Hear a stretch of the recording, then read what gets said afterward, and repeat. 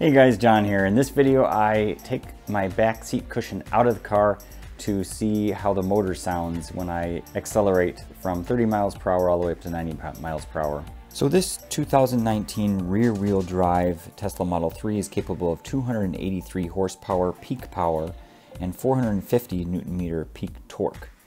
This motor uses the interior permanent magnet synchronous reluctance motor technology that is 96% efficient compared to an induction motor that's 94% efficient. This is the same motor design that the Toyota Prius uses, except the Prius only has one magnet all the way across the stator, whereas the Model 3 is segmented into 4 parts. This segmentation reduces the eddy currents in the magnets, which essentially runs the motor cooler. 1, 2, 3.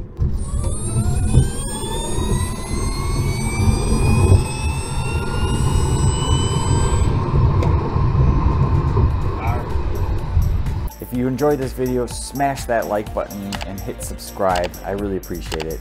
Thanks everyone. See you in the next one.